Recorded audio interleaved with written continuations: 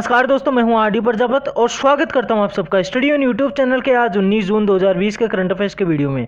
दोस्तों, आज के करंट अफेयर्स के पीडीएफ आप हमारे टेलीग्राम चैनल से डाउनलोड कर सकते हैं, जिसकी लिंक आपको वीडियो के डिस्क्रिप्शन में मिल जाएगी। दोस्तों, अगर आप हमारे चैनल पर नए हैं और ये वीडियो देख रहे हैं तो प्लीज़ अंत तक देखिए। अगर आपको पसंद आता है तो लाइक करिए, शेयर करिए और स्टडी ऑन यूट्यूब चैनल को आप सब्सक्राइब करके बेल आइकन प्रेस कर ले ताकि आने वाली वीडियोज़ की नोटिफिकेशन आपको सबसे पहले मिल जाए। अब दोस्तों, चलते हैं आज के मोटिवेशन विंडो की ओर, जहां चर्चा करेंगे एक बेस्ट मोटिवेशन कोट की।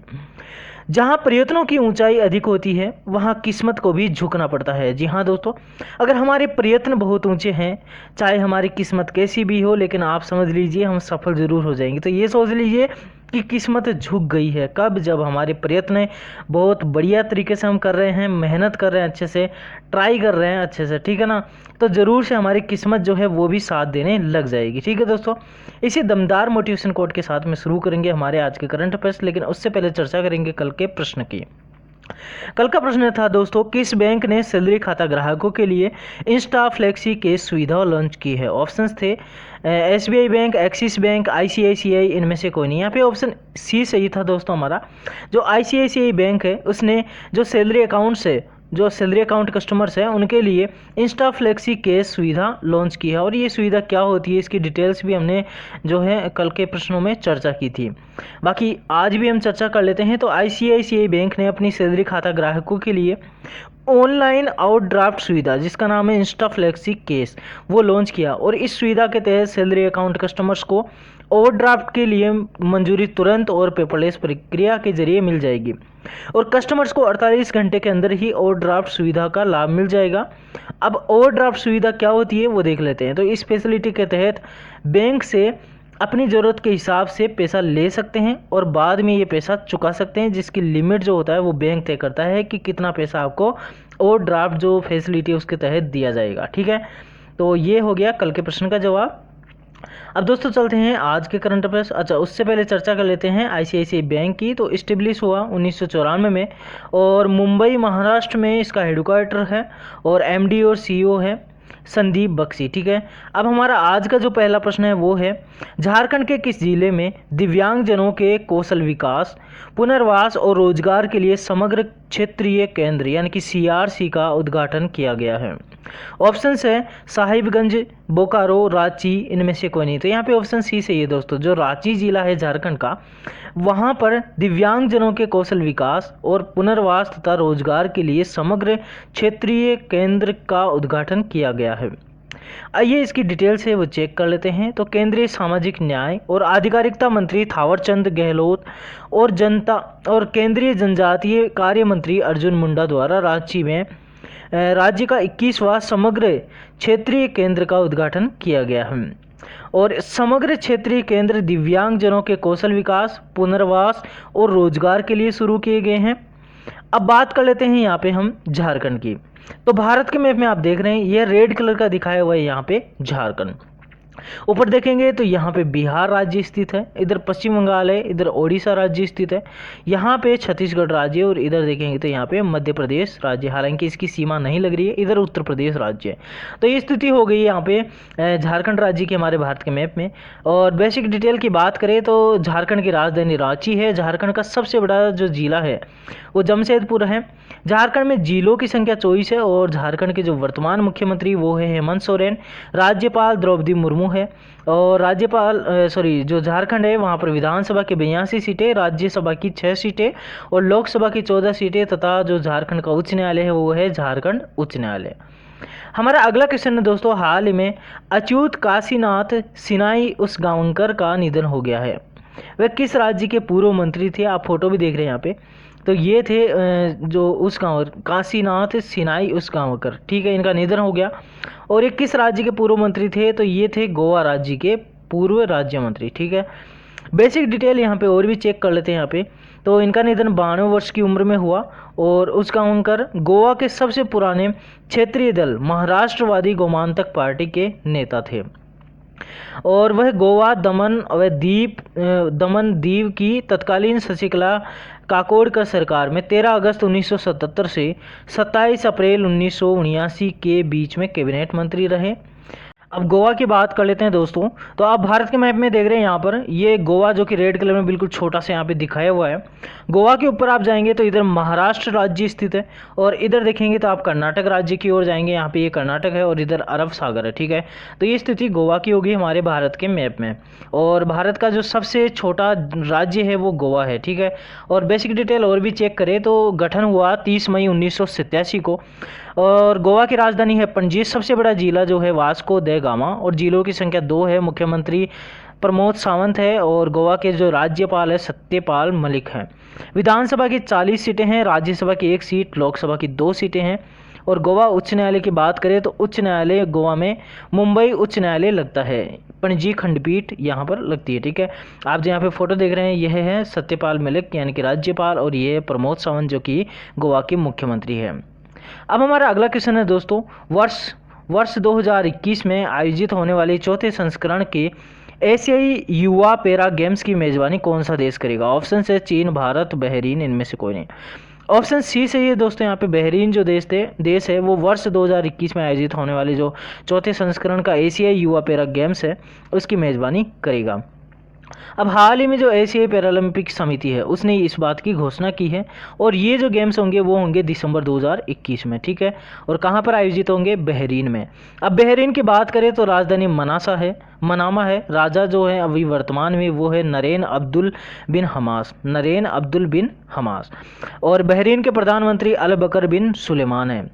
हमारा अगला क्वेश्चन दोस्तों, हाल ही में ऑल इंडिया फुटबॉल फेडरेशन ने किसे पद्मश्री के लिए नामित किया है? ऑप्शन है IM विजयन, सुनील छेत्री और भाई चुंग भूटिया, इनमें से कोई नहीं। तो यहाँ पे ऑप्शन ए सही है दोस्तों। IM विजयन जो है उनको ऑल इंडिया फुटबॉल फेडरेशन ने पद्मश्री के लिए नामित किया है। तो भारतीय फुटबॉल खिलाड़ी हैं, और जो भारतीय फुटबॉल टीम है उसके पूर्व कप्तान भी हैं IM विजयन। इनको ऑल इंडिया फुटबॉल फेडरेशन ने पद्मश्री के लिए नामित किया है, और विजयन ने 79 से अधिक मैचों में 40 गोल्स किए हैं। ठीक है, और उन्होंने 2003 में अर्जुन पुरस्कार जीता था, और वर्ष 1993, 1999 में उन्हें सर्वश्रेष्ठ भारतीय प्लेयर ऑफ द ईयर से सम्मानित किया गया था। आप जो फोटो देख रहे हैं यह है IM विजयन जो कि भारतीय फुटबॉल टीम के पूर्व कप्तान थे, और उनको ऑल इंडिया फुटबॉल फेडरेशन ने पद्मश्री के लिए नामित किया है। हमारा अगला क्वेश्चन है दोस्तों, कोविड-19 महामारी के बीच गरीब लोगों की सहायता हेतु एशियन इंफ्रास्ट्रक्चर इन्वेस्टमेंट बैंक ने भारत को कितने मिलियन अमेरिकी डॉलर का ऋण देने को स्वीकार किया है? ऑप्शन है 720 मिलियन, 730 मिलियन, 750 मिलियन, इनमें से कोई नहीं। यहाँ पे ऑप्शन सी सही है दोस्तों। जो एशियन इंफ्रास्ट्रक्चर इन्वेस्टमेंट बैंक है उसने भारत को 750 मिलियन डॉलर का ऋण देने की मंजूरी दी है। ठीक है, और एशियन इंफ्रास्ट्रक्चर इन्वेस्टमेंट बैंक ने भारत के लिए 750 मिलियन अरब डॉलर का ऋण स्वीकृत किया है। और इस फंड का उपयोग कहाँ किया जाएगा? तो भारत सरकार द्वारा गरीब और कमज़ोर लोगों पर कोविड-19 का जो प्रभाव है उसके खिलाफ लड़ाई को मजबूत करने में किया जाएगा, और साथ ही जो स्वास्थ्य सुविधाएं हैं उनको भी सुधार करने के लिए किया जाएगा।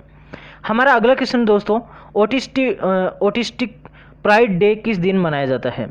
ऑप्शन है 18 जून, 17 जून, 16 जून, इनमें से कोई नहीं। तो जो ऑटिस्टिक प्राइड डे है वो हर वर्ष जो है 18 जून को मनाया जाता है। अब क्यों मनाया जाता है, क्या है ऑटिस्टिक डे, वो डिटेल चेक करते हैं। तो हर वर्ष जो है 18 जून को मनाया जाता है ये दिवस, और इस दिन को मनाने का उद्देश्य है लोगों को ये संदेश देना कि ऑटिज्म जो है वो उससे पीड़ित जो लोग हैं वो कोई रोगग्रस्त नहीं है, बल्कि वे अलग होते हैं, उनमें कुछ विशेषताएं अलग होती हैं। और 2005 में एक ऑनलाइन समुदाय ने ये दिवस मनाया था, और अब तक ये पूरी दुनिया में मनाया जाता है। और ऑटिज्म से जो पीड़ित लोग होते हैं उनमें एलर्जी, अस्थमा, आंत्र रोग, पाचन विकार, लगातार वायरल संक्रमण, चिंता का विकार, प्रतिरक्षा विकार इत्यादि रोगों से ये क्या होते हैं, ग्रसित होते हैं। मतलब इस तरह की डिजीज़ इनमें पाई जाती है। और आपको बता दें कि ये जो इस तरह का जो रोग है या फिर अवस्थाएं हैं, आप देखे होंगे जो बर्फी फिल्म है प्रियंका चोपड़ा की, उसका जो प्रियंका चोपड़ा का रोल है जो कि आप फोटो में भी यहाँ पे देख रहे हैं, तो वहाँ पर प्रियंका चोपड़ा का जो रोल था वो ऑटिज्म से रिलेटेड ही था। मतलब उस तरह का ही था कि ऑटिज्म किस तरह का होता है, उसका बिहेवियर आप देखे होंगे कि किस तरह से वो करती है, क्रिएटिविटी भी उसमें होती है। मतलब होते वो अपनी तरह ही हैं, सामान्य पर्सन की तरह होते हैं, लेकिन देखा जाए तो उनमें कुछ अलग विशेषताएँ होती हैं। और हाँ, वो कुछ चीज़ों को हकला करके बोलते हैं, कुछ अलग तरीके से बोलते हैं, बस उनकी कुछ चीज़ों में वो डरते हैं, शर्माते हैं, इस तरह की उनकी स्थिति होती है। तो उसी के प्रति जागरूकता पैदा करना है कि वो लोग क्या है, रोगग्रस्त नहीं होते, एक्चुअली उनमें कुछ स्पेशलिटी होती है। इसी कारण से उनका ध्यान मतलब इसके प्रति ध्यान खींचने के लिए हर वर्ष जो है ऑटिस्टिक प्राइड डे मनाया जाता है। और माय नेम इज़ खान में भी आपने देखा होगा शाहरुख खान जो है वो हकलाता हुआ बोलता था, तो वो ऑटिस्टिक प्रॉब्लम थी उनमें भी, ठीक है। अब हमारा अगला क्वेश्चन है दोस्तों, किस देश में द्वितीय विश्व युद्ध के विजय दिवस परेड में भारत की तीनों सेनाएं भाग लेगी? ऑप्शन है जापान, अमेरिका, रूस, इनमें से कोई नहीं। तो रूस जो है उसमें उस देश में द्वितीय विश्व युद्ध जो था उसकी 75वीं वर्षगांठ के दौरान जो है विजय दिवस परेड होगी और उसमें भारत की जो है तीनों सेनाएं भाग लेगी, ठीक है। और द्वितीय विश्व युद्ध के 75वें विजय दिवस परेड में भाग लेने के लिए भारत अपनी तीनों सेनाओं यानी कि थल सेना, नौसेना और वायुसेना के दल भेजेगा। और प्रत्येक दल में 25-25 सदस्य होंगे, यानी कि टोटल 75 जो है सदस्य भारत से उसमें जो विजय परेड है उसमें शामिल होने जाएंगे। और ये परेड जो है रूस तथा मैत्री देशों द्वारा मॉस्को के रेड स्क्वायर में 24 जून को आयोजित की जाएगी। हमारा अगला क्वेश्चन है दोस्तों, संयुक्त राष्ट्र सुरक्षा परिषद में भारत को कितने वर्ष के लिए अस्थायी सदस्य नियुक्त किया गया है? ऑप्शन से 1 वर्ष, 2 वर्ष, 3 वर्ष, इनमें से कोई नहीं। यहाँ पे ऑप्शन बी सही है दोस्तों। तो संयुक्त राष्ट्र सुरक्षा परिषद में भारत को जो है 2 वर्ष के लिए अस्थायी सदस्य नियुक्त किया गया है। भारत को 2 साल के लिए नियुक्त किया गया है। और कैसे किया गया है? तो 193 सदस्यों वाली ये संस्था है संयुक्त राष्ट्र सुरक्षा परिषद, और 193 में से 184 मत भारत को मिले हैं और उसी के तहत जो है भारत अस्थायी सदस्य के रूप में नियुक्त हुआ है। भारत एशिया क्षेत्र से एकमात्र उम्मीदवार था, ठीक है। और भारत की सदस्यता का कार्यकाल जनवरी 2021 से शुरू होकर के 2022 अंत तक रहेगा, ठीक है। अब हमारा अगला क्वेश्चन है दोस्तों, हाल ही में किस मंत्रालय ने खेलो India state centre of excellence यानी कि KISCE की स्थापना करने की घोषणा की? खेलो India state centre of excellence, ठीक है। अब ऑप्शन से यहाँ पे खेल मंत्रालय, रक्षा मंत्रालय, गृह मंत्रालय, इनमें से कोई नहीं। तो खेल मंत्रालय ने जो है खेलो India state centre of excellence यानी कि KISC की स्थापना करने की घोषणा की। और ये 8 राज्यों में जो है सरकारी स्वामित्व वाले खेल सुविधा केंद्र है उनकी पहचान करके की गई है। और जो 8 राज्य वो है अरुणाचल प्रदेश, मणिपुर, मिजोरम, केरल, तेलंगाना, नागालैंड, कर्नाटक और उड़ीसा।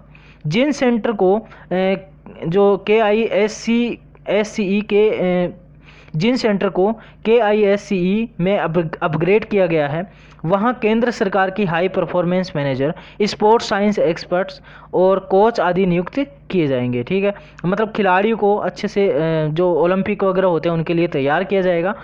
तो उसके लिए क्या क्या होंगे? परफॉर्मेंस मैनेजर होंगे, स्पोर्ट्स साइंस एक्सपर्ट होंगे, कोच होंगे, इस तरह से वहाँ पे नियुक्तियाँ की जाएगी। और इन सभी सेंटर पर ट्रेनिंग के लिए मॉडर्न इक्विपमेंट और ज़रूरी फैसिलिटीज़ जो हैं वो सब उपलब्ध कराई जाएगी।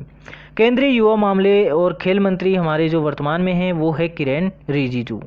हमारा अगला क्वेश्चन है दोस्तों, हाल ही में कोविड-19 के कारण लेफ्टिनेंट जनरल राजा मोहन वोहरा का निधन हो गया है। वे किस सम्मान से सम्मानित किए गए थे? जो लेफ्टिनेंट जनरल राजा मोहन वोहरा है उनका हाल ही में निधन हो गया, और वो क्यों हुआ? कोविड-19 के कारण। अब सवाल ये है कि उनको किस सम्मान से सम्मानित किया गया था? ऑप्शन है भारत रत्न, पद्मश्री, महावीर चक्र, इनमें से कोई नहीं। तो उनको महावीर चक्र से सम्मानित किया गया था।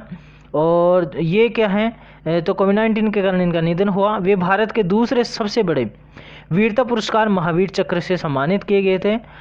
और ये पुरस्कार जो है दुश्मन के सामने हवा, जल तथा जमीन पर असाधारण वीरता का परिचय देने के कारण दिया जाता है। मतलब जो क्या होता है, दुश्मन के सामने जो है हवा में यानी कि जो वायुसेना है या फिर जल सेना है या फिर थल सेना है, किसी भी क्षेत्र में अगर असाधारण वीरता का परिचय देता है, मतलब कुछ ऐसा करता है कि जो वाकई में वीरता का प्रदर्शन हो, उसके लिए ये पुरस्कार दिया जाता है। कौन सा पुरस्कार? महावीर चक्र। जो आप फोटो में देख रहे हैं ये है लेफ्टिनेंट जनरल राजा मोहन वोहरा, जिनका हाल ही में कोविड-19 के कारण निधन हो गया है। तो दोस्तों ये थे आज के करंट अफेयर्स। और अब आपके लिए जो है आपके लिए जो है आज का प्रश्न है, कौन सा राज्य मनरेगा के तहत श्रमिकों को सबसे ज़्यादा रोजगार देने वाला बना है? ऑप्शन है राजस्थान, छत्तीसगढ़, उत्तर प्रदेश, इनमें से कोई नहीं। तो आपको इसका आंसर जो है कमेंट बॉक्स में कमेंट करके बताना है।